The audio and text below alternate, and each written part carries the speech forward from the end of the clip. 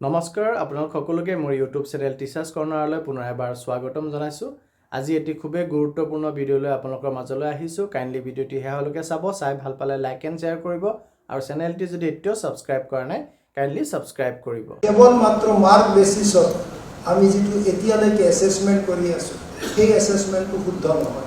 আৰু যদি মাৰ্ক কম পায় তেতিয়াহ'লে তাক গাধ বুলি ভাবে আৰু ঘৰত গালি বুলি পায়। কিন্তু মাৰ্ক কম পালেও এই যে বেছি চকা মাৰ্ক পোৱাতকৈ সেইটোতো আমি বুজি নাপাওঁ। আমাৰ মস্তিষ্কত সেই বস্তুটো সোমাই আছে। আমি নলেজ বেছডৰ ওপৰত কথা নাপাতো, আমাৰ ঘৰত কথা পতা হয় তুমি কিমান নম্বৰ পালা। আৰু সেই পৰিস্থিতিৰ পৰা NEP ওলাই আহিব বিচাৰে। অহা 13 আৰু 15 তাৰিখৰ পৰা পৰীক্ষা আছে। 25 to 30% question in each paper will be concept based.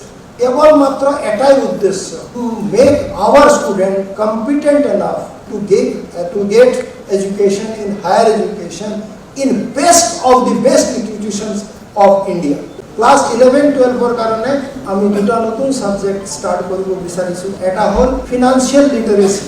Again there is one most important subject, sign language. যোৱা বছৰ আমি আৰু এটা সাবজেক্ট স্টাৰ্ট কৰিছো, আৰ্টিফিশিয়াল ইন্টেলিজেন্স, কিন্তু তাতেও আপোনালোকৰ ৰেসপন্স খুব কম। Knowledge implementation of NEP 2020, NCERT is always at your disposal and service. This is our mandate and we are committed to this. Through this journey we all will be able to go ahead with the implementation process, successfully implementing NEP 2020 and making Bharat the Viksit Bharat by 2040. So we have to be made self-responsible. Don't wait for circular.